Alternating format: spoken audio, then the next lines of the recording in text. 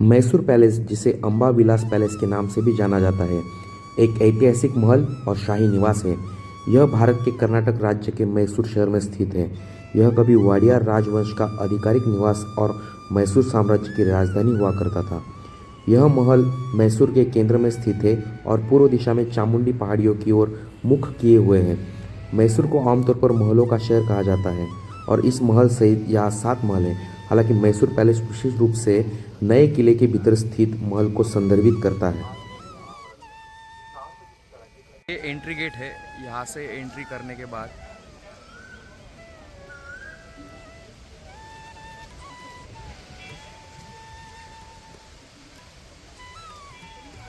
यहाँ पे श्री शेवतावरा स्वामी का मंदिर है और सामने पैलेस। यहाँ से हमने एंट्री की और एंट्री के बाद यहाँ पे वराह स्वामी का, एंट्री में ही राइट साइड में वराह स्वामी का मंदिर है।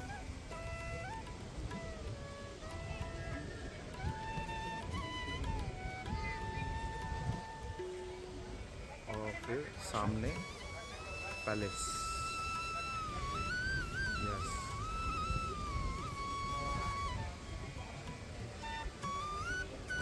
पुराने किले के अंदर पहला महल 14वीं शताब्दी में बनाया गया था, जो आग में जल गया और कई बार पुनर्निर्मित किया गया।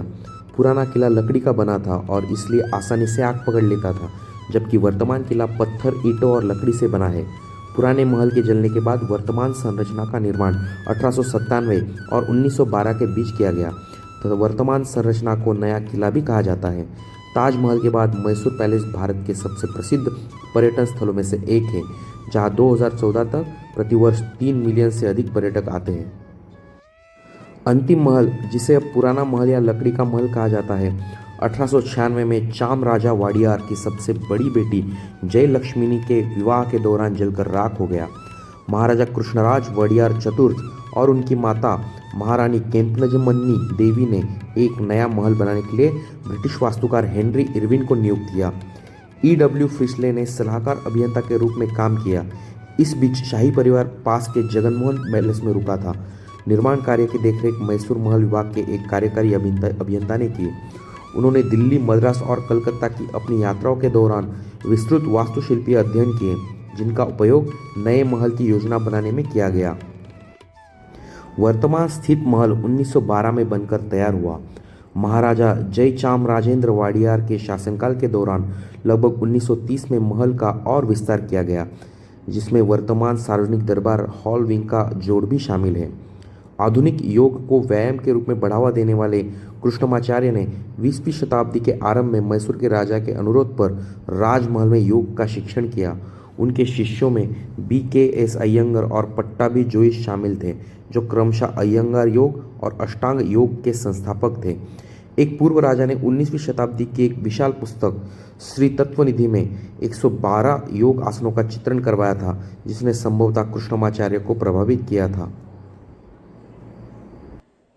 अंग्रेजी वास्तुकार हेनरी इरविन द्वारा डिजाइन की गई यह इमारत इंडो सार्सेनिक वास्तुकला की शैली की है, जिसमें इस्लामी, राजपूत और गौथिक वास्तुकला शैलियों के तत्व शामिल हैं। यह 3 मंजिला धूसर ग्रेनाइट से बनी संरचना है, जो लगभग 75 मीटर लंबी और लगभग 48 मीटर चौड़ी है। प्रत्येक दिशा में 5 मंजिला वर्गाकार मीनारें हैं, जिनके शीर्ष पर गुलाबी गुंबद है। सबसे ऊंची मीनार 44 मीटर ऊंची महल के केंद्र में है और इसके शीर्ष पर सोने की परत चढ़ा हुआ गुंबद है। मुखौटे में मेहराब, छतरिया और खाड़ी खिड़कियां हैं। इसमें 7 मेहराब और 2 छोटे मेहराब हैं, जो मुखौटे के केंद्रीय मेहराब से जुड़ते हैं। केंद्रीय मेहराब के ऊपर गजलक्ष्मी की एक मूर्ति है। महल बगीचों से घिरा हुआ है। इसमें 4 प्रवेश द्वार हैं। पूर्व में जय मार्तंड मुख्य प्रवेश द्वार, उत्तर में जयराम, उत्तर में बलराम और दक्षिण में वराह, पश्चिम में ब्रह्मगिरी और करिकल्लू थोटी ऐसे द्वार हैं।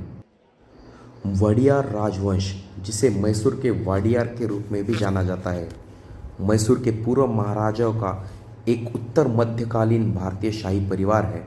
यह मूल रूप से मैसूर शहर में स्थित उर्स वंश से संबंधित है।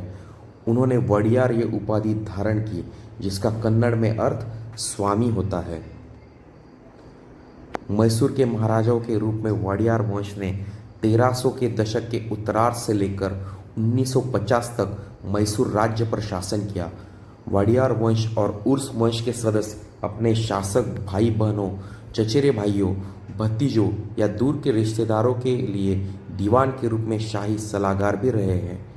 कुछ सदस्यों ने अपने शासक सम्राट के लिए दलवाय यानी सेनापति के रूप में सेना डिवीजनों की कमान भी संभाली है।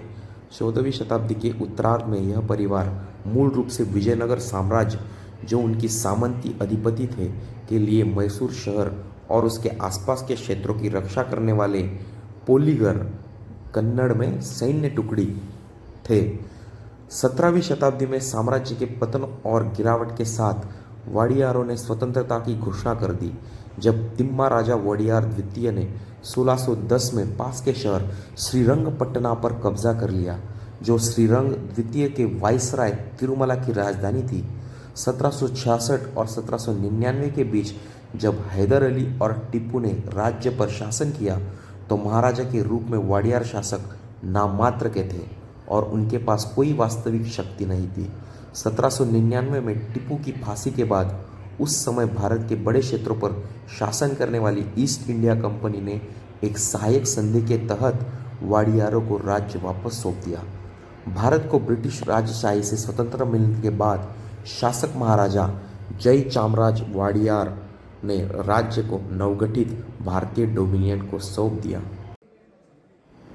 जयचाम राजेंद्र वाडियार 1950 से 1956 तक मैसूर राज्य के राज प्रमुख बने। 1956 में भाषाई आधार पर भारतीय राज्यों के पुनर्गठन के बाद उन्हें एकीकृत मैसूर राज्य, जिसे वर्तमान में कर्नाटक राज्य कहा जाता है, उसका राज्यपाल नियुक्त किया गया, जिस पद पर वे 1964 तक रहे। इसके बाद उन्हें 2 वर्षों के लिए मद्रास का राज्यपाल नियुक्त किया गया। भारतीय संविधान उन्हें 1971 तक मैसूर के राजा के रूप में मान्यता देता रहा, जबकि इंदिरा गांधी के नेतृत्व वाली भारत सरकार ने महाराजाओं की उपाधियों और विशेष अधिकारों को समाप्त कर दिया। महाराजा का निधन 1974 में हुआ। उनके इकलौते बेटे श्रीकांत दत्त नरसिम्हा राजा वाडियार परिवार के मुखिया बने। वे भारतीय संसद के सदस्य थे। श्रीकांत दत्ता वाडियार के 2013 में निधन के बाद उनकी विधवा पत्नी देवी प्रमोदा वाडियार ने यदुवीर वाडियार को गोद लिया, जिन्हें 2015 में मैसूर के महाराजा और परिवार के मुखिया के रूप में अभिषेक किया गया था।